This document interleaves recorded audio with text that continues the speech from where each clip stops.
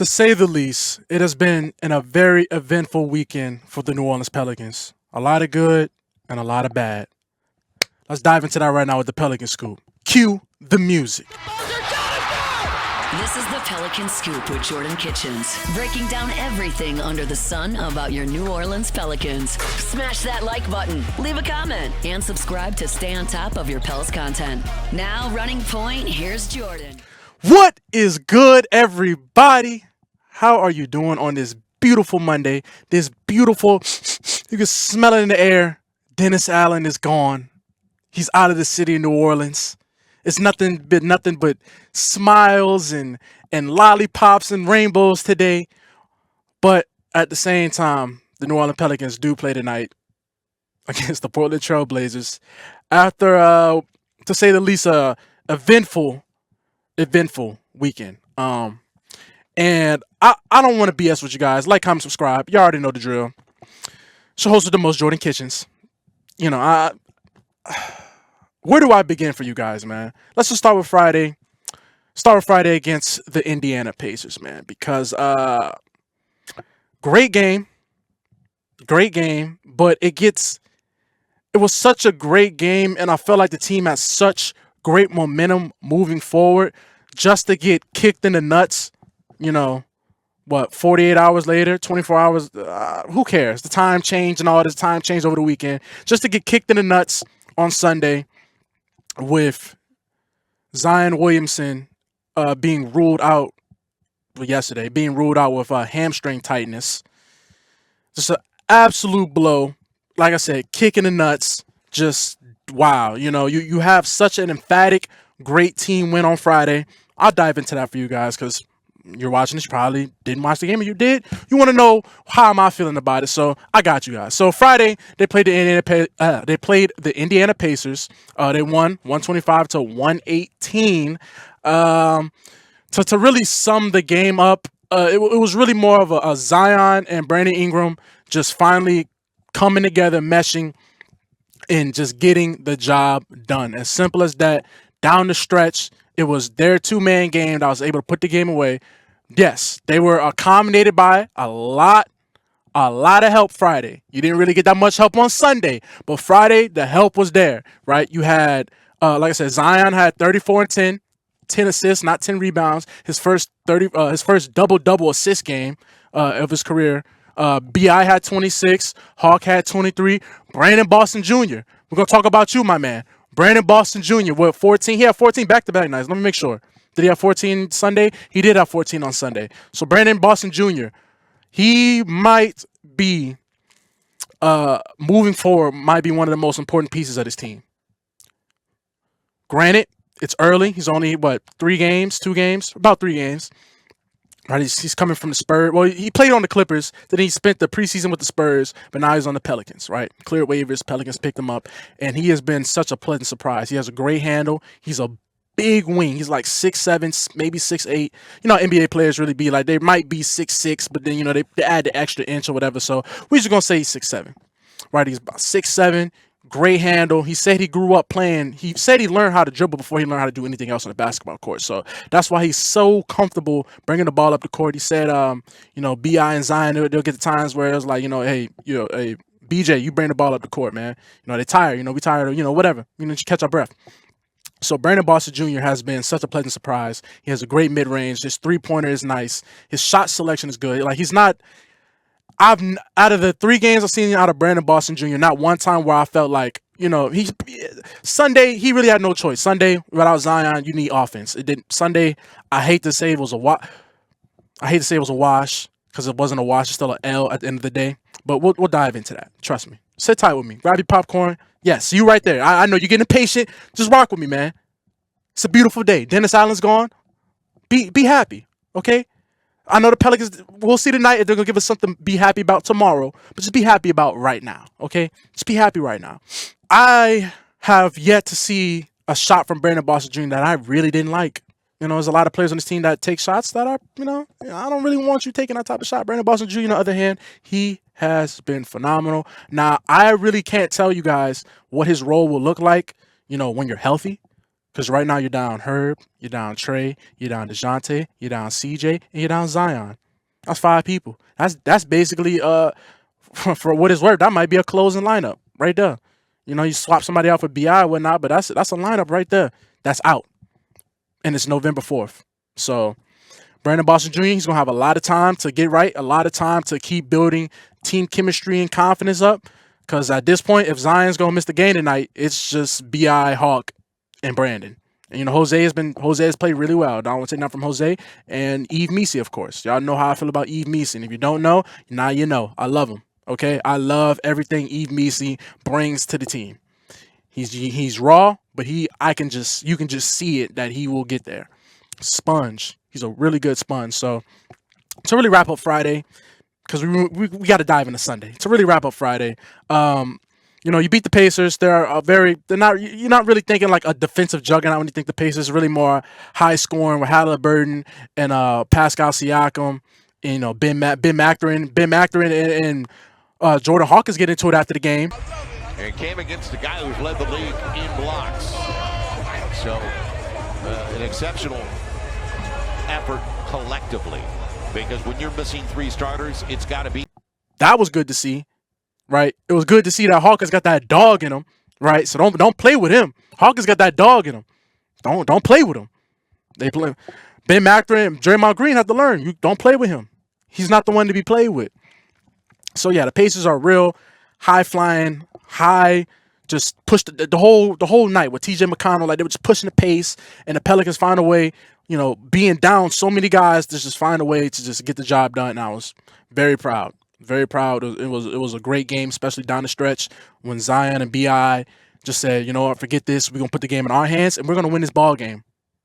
If, ands, or buts. But just a couple things I want to highlight about that. Number one, the Pelicans have to be the worst screen-setting team I've ever seen in my life. The Pelicans cannot set screens. It don't matter who's setting a screen. There's a couple times Zion set moving screens. Like, I feel like maybe the best screener might be with BI setting a screen for, like, a flare screen for Brandon Boston Jr. Other than that, like, Yves, he can improve on the screens. Daniel Tice can improve. Zion 100% can improve on the screens. Pelicans have to find a way to learn how to set screens, because Hawkins' game relies on, having good screen set for him so he can sit there and flare out and get open off these pin downs and all this. I'm not really trying to get into basketball terminology. I just want to keep it nice and just steady, nice, like a nice little gumbo, right? Not doing too much, but I'm gonna give you enough. You're gonna be full, but you ain't gonna be like, man, it's too much. So you need to learn. You need to learn, because y'all don't play for the Pelicans, but the Pelicans have to learn how to set screens, because that is dire at this point, because Hawkins' game relies on having good screens set for him to get off, like Steph Curry. They're basically running the same type of sets that not exactly the extent that Steph Curry does, but Hawkins gets those type of, the same thing he was doing in college, right? Just running off screens and all that. They're terrible at setting screens, because it feels like they'll set like a half, screen. I don't want to curse. And it's like the defender's just right in Hawkins' face, and he's having to shoot a contested shot when he shouldn't have to. And the slow starts, my goodness. The Pelicans might be the one. I keep calling them the worst I've seen, but the first quarter, like just starting quarters, are it's excruciating. Has to get cleaned up, Willie. It's so excruciating the way this team starts games. It's like, do y'all want to play? It's like they have to warm up. It's like an old car that's cold. You got to sit there and crank the engine up before you can get into it. Like, you got to sit there. Like, what is wrong? What is wrong? I said in the video, I can't tell y'all which video I did say it, but I was like, I'd rather have a player that I would have to calm down to have to turn up, right? You don't want a player with a bad motor that you have to sit there and keep, like, it was about DeAndre Ayton. I said, only problem I have with DeAndre Ayton, yes, he has his moments, but my biggest gripe with DeAndre Ayton is that you have, like, he's one of those players where you gotta like get him going. Right, he doesn't have his own motor where he's just motivated and he's gonna come out 110%. I just don't like that. I'd rather have to tell a dog to chill out than have to make my dog bark. That's just me. That's just my mentality. If I'm starting a basketball team or any sports team, it don't even gotta be basketball. Any sports team, I want dogs. I want dogs. I want guys that's willing to go out there and go get it. I don't want no guys that's, like, bro, no, I don't got time for that. So that's just Friday's game. It was on such a high, and then Sunday comes and you get the news about Zion. Boom, kick you right in the nuts. Now your stomach hurting, right? You realize you're down so many people, and then you have a familiar foe, two familiar foes, come back into the blender and have a great revenge game. So on Sunday, they played the Atlanta Hawks. It would have been DeJounte Murray's revenge game. It was the Dyson Daniels and Larry Nance Jr. revenge game instead. Dyson Daniels put on the show. He was hitting. Shout out to Dyson, man. We wanted you to hit layups like this. Like, he was hitting layups finally and hitting threes, and if you was doing that with the Pelicans, you probably wouldn't have been traded. So, shout out for you. He's a great fit in Atlanta. Hurt. He hit a three, and he's over there spraying the bench. I'm just like, okay, dude, I get it. You can't hate on a guy that got traded from a team that drafted him, and he's back home, against his old team and whatever. Like, he's going to, like, there's no, animosity in my heart towards Dyson in any type of way about how he played yesterday, because that's what you're supposed to do. It's personal. Yes, it's personal. They traded me. It's personal. I'm not gonna sit there and act like it's not. No, it's personal, 100%. So, like I said, shout out to him. I personally didn't like it because I'm, rooting for the Pelicans. He hitting the little three and extra sauce at the end of this one. Daniels drills it, turns to the bench and says, "How you like that one?" Timeout in New Orleans. On face, whatever, bro. Larry Nance had a great game. So the Pelicans lost 126 to 111. No Zion. B.I. had a great game. He had like 32. He did what he's supposed to do, but really nobody really came along for the ride. And you're so thin at this point. It's just so thin. You're so thin that it's like, what more could you ask out of the guys? It wasn't like the Pelicans, had a lot of turnovers, or they were just losing the rebound battle or whatnot. Like, yeah, it was none of my notes. It was really just not enough offensively, right? You're down with just B.I., Jamal Cain, BBJ, Brandon Boston Jr. Jose Hawk had an off game a little bit. He's the focal point now. He's not a rotational piece. Like, became the focal point, and he's not there yet. Hawk is not there yet, but he'll get there. He's not there yet. So, like, the Hawks game was just disappointing, man. It was disappointing. It was just disappointing because, you're hyped for the game, and then like 20 minutes before tip off, you get the notification that Zion is a game time decision from a tight hamstring, and they got a back-to-back coming, so they really don't want to push it. The back-to-back tonight against the Trailblazers. So I really can't even tell y'all if Zion playing tonight. If you had to ask me right now, right hand to God, I will be reporting in the video tomorrow that he didn't play tonight. So that's how I'm feeling. If he does, I hope so. But if he doesn't, I'm already just assuming Zion's not gonna play tonight, especially with a hamstring. I think it's the same hamstring he's been having problems with. So, like, it's just, between the Saints and soft tissue injuries and the Pelicans and soft tissue injuries, it just doesn't stop, guys. It just doesn't stop. So, what else I got for you guys from the game? Jamal Cain had 14, Hawk had 19, but he shot 7 for 18. Oh, Brandon Ingram was in foul trouble. That's number one. So, I should have been said that. I had it starred. I should have been said that. But Brandon Ingram was in foul trouble all night. So that really why it was a lot of stretches you was going without B.I. It was just a lot of I keep calling him Brandon Boston Jr. and Hawk. Jamal Cain had a really good game. He was hitting his shots, played some good defense, but the Hawks were just a little bit more healthy. They were hurt too. They were just but they just had more key guys than the Pelicans had. Jalen Johnson played. He had like 29.